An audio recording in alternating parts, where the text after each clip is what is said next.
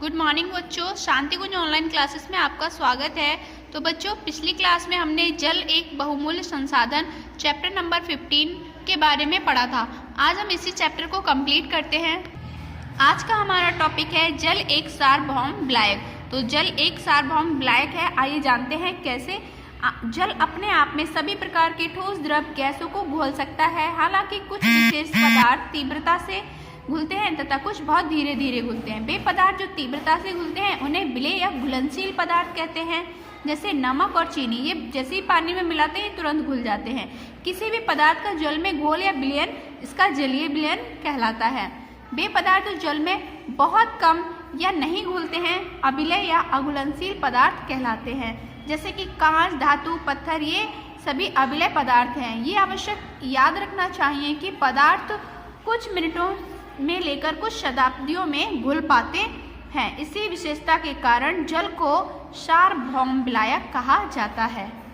जल के स्रोत, तो जल हमें कहाँ से मिलता है वो पढ़ते हैं। वर्षा एवं हिमपात जल का प्रमुख स्रोत है। भूपृष्ठ का लगभग 2/3 भाग जल से ढका हुआ है। जब सूर्य का प्रकाश इस पर पड़ता है तो इसमें से कुछ जल वाष्पित हो जाता है। ये जल वाष्प के रूप में वायु में मिल जाता है।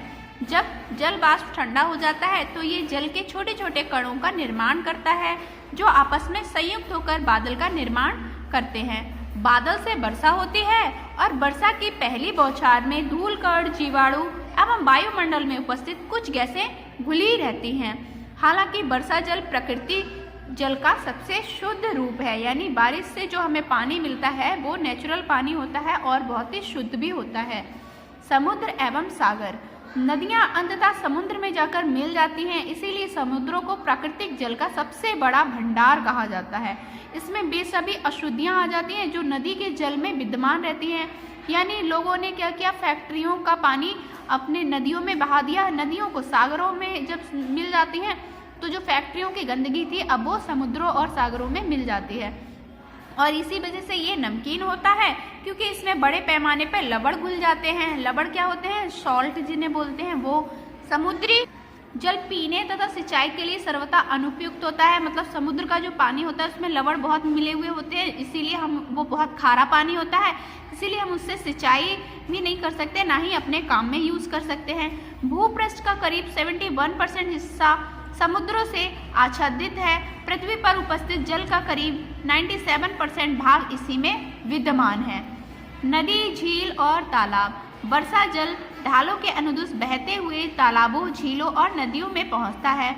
रास्ते में ये चट्टानों के कड़ों, फेंके गए कचरों, फसलों में डाले गए उर्वरक और कीटनाशकों की अतिरिक्त मात्राएं, मानव एवं जंतु अपशिष्ट और रोगाणुओं को समेट लेता है। इस प्रकार ये सभी पदार्थ जलाशयों, जिसे सतही जल भी कहा जाता है, वहां पहुंच जाता है। तो सतही जल में कौन सा पानी पहुंचता है?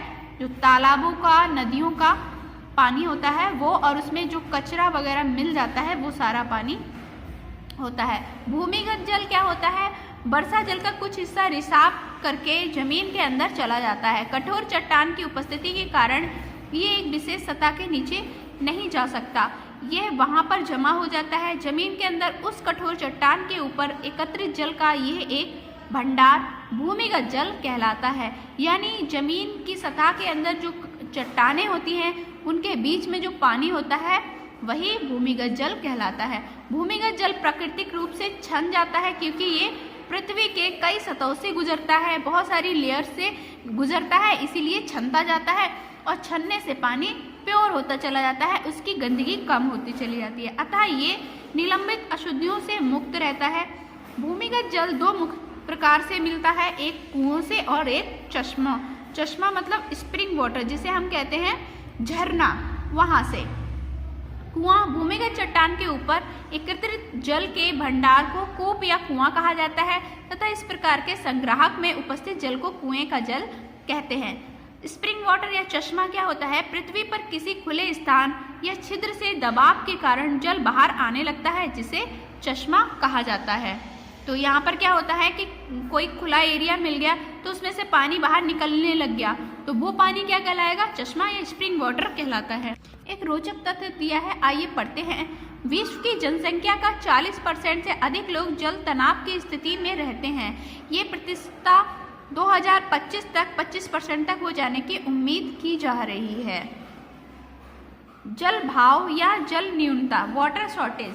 तो जल भाव या फिर जल न्यूनता को संपूर्ण अभाव के उस रूप में लिया जाता है जहां जल के उपलब्धता के स्तर से निर्धारित न्यूनतम आवश्यकताओं की भी पूर्ति नहीं हो पाती है।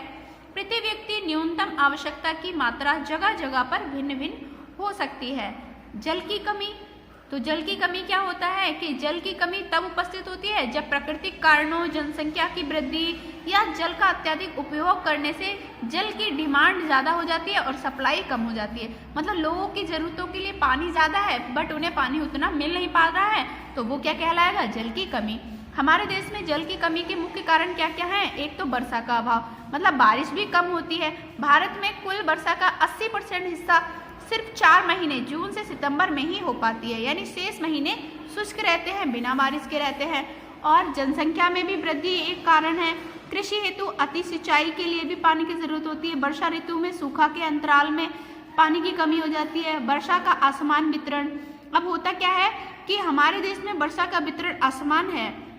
कैसे? उत्तर पूर्व भारत और पश्चिम तटीय घाटों में सर्वाधिक वर्षा होती है, जबकि पश्चिमी राजस्थान और लद्दाख में बहुत कम या न्यूनतम वर्षा होती है।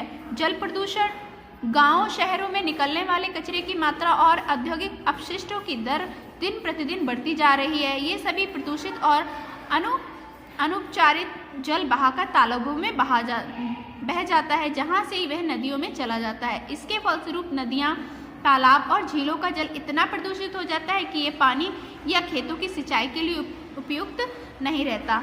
उपयुक्त जल प्रबंधन का अभाव रहता है। जंगलों का अंधाधुंध सफाया भी क्या करता है, एक कारण है जल की कमी का। जल का दुरुपयोग, यानी कुछ लोग क्या करते हैं, ज़रूरत तो पानी की कम है लेकिन उसका ज़्यादा से ज़्यादा इस्तेमाल करके उसे फेंकते हैं, इधर उधर वेस्ट करते हैं, तो ये भी क्या है, जल का दुरुपयोग है। फिर है मानव जीवन पर जल अभाव का प्रभाव।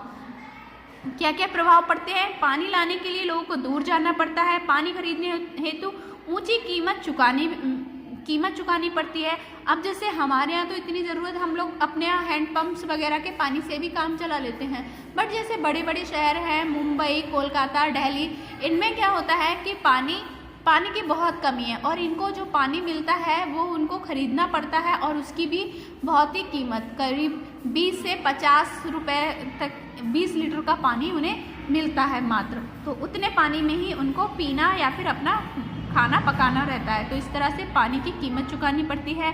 कृषि हेतु जल की उपलब्धता में अनिश्चितता होती है। रोजगार मिलने के अवसर कम हो जाते हैं।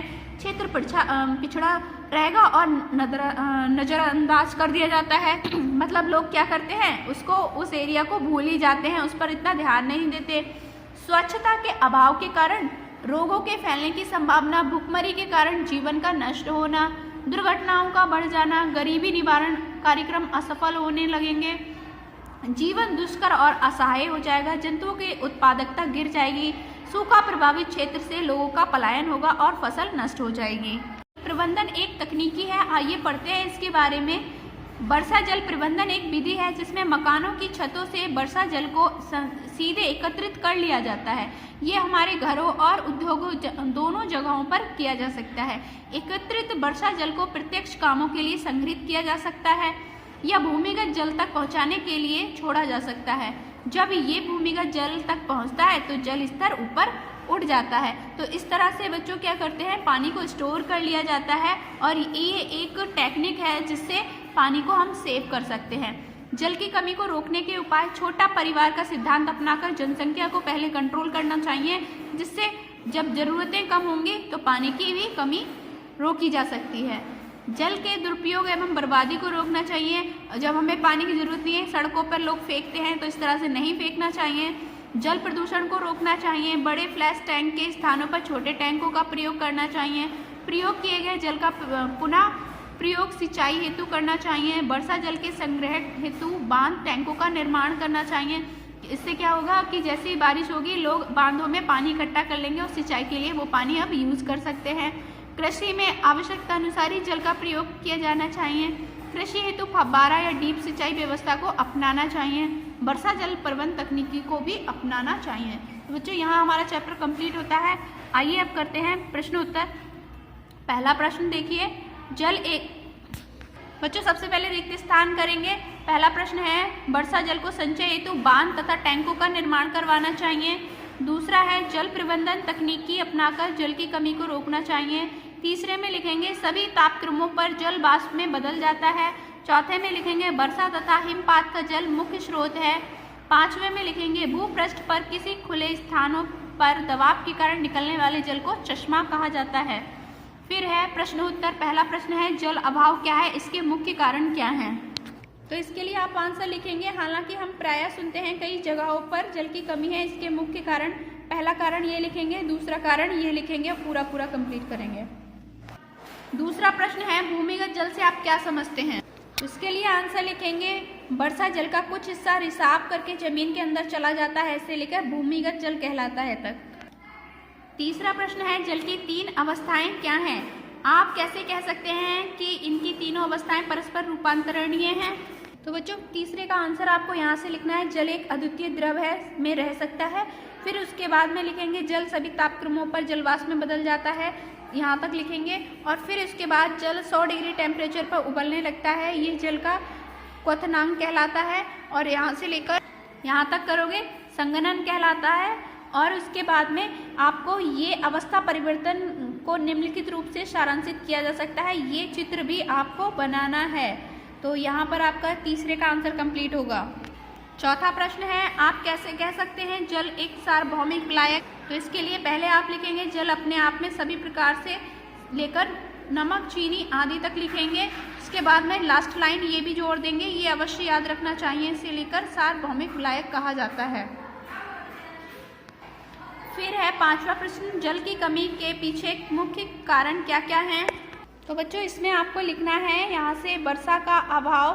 पहले तो आपको ये हेडिंग लिखनी है, हमारे देश में जल की कमी के प्रमुख उत्तरदायी कारण निम्नलिखित है। पहला डालेंगे वर्षा का अभाव और उसमें ये डिटेल लिखेंगे। फिर आपको बस ऐसे ही आपको बस हेडिंग लिखते जाना है, जनसंख्या वृद्धि, कृषि हेतु अति सिंचाई, ये सारा आपको बस हेडिंग ही इसमें लिखनी है। 8-9 हेडिंग है, बस 9 हेडिंग लिखनी है आपको। क्वेश्चन नंबर 6 है, मानव के जीवन पर जल की कमी का क्या क्या प्रभाव है? तो इसके लिए आपको स्टार्टिंग के 6 पॉइंट लिखने हैं। यहाँ से पहले ये हेडिंग लिखेंगे, उसके बाद 6 पॉइंट लिख लेंगे। लास्ट प्रश्न है, उन विधियों को बताइए जिनसे जल की कमी को रोका जा सकता है। तो इसके लिए आपको ये 3 पॉइंट ऊपर के लिखने हैं, 4 पॉइंट नीचे के, 7 पॉइंट्स याद करने हैं। फिर है भूमिगत जल, नदी, विलयन, द्रवणांक, क्वथनांक की परिभाषा दीजिए। तो बच्चों भूमिगत जल तो अभी करा दिया, तो ये मत करना, नदी में लिख सकते हो और विलयन में भी आप लिख सकते हो। इसके लिए आप यहाँ से लिख सकते हैं, वे पदार्थ जो तीव्रता से घुलते हैं विलय या घुलनशील पदार्थ कहलाते हैं, जैसे नमक, चीनी। किसी भी पदार्थ का जल में घोल या विलयन, इसका जलीय विलयन कहलाता है, ये लिखेंगे आप। द्रवणांक, तो इसके लिए आप लिखेंगे, जब बर्फ को गर्म किया जाता है तो ये 0 डिग्री सेंटीग्रेड ताप पर पिघलकर जल बन जाता है, ये बर्फ का गलनांक या द्रवणांक कहलाता है। और है क्वथनांक, तो इसके लिए आप यहाँ से लिखेंगे, जल 100 डिग्री टेम्परेचर पर उबलने लगता है, ये जल का क्वथनांक कहलाता है। सो स्टूडेंट यहाँ हमारा चैप्टर और एक्सरसाइज कंप्लीट होती है। नेक्स्ट क्लास में फिर मिलते हैं न्यू वीडियो के साथ, तब तक के लिए बाय बाय, टेक केयर।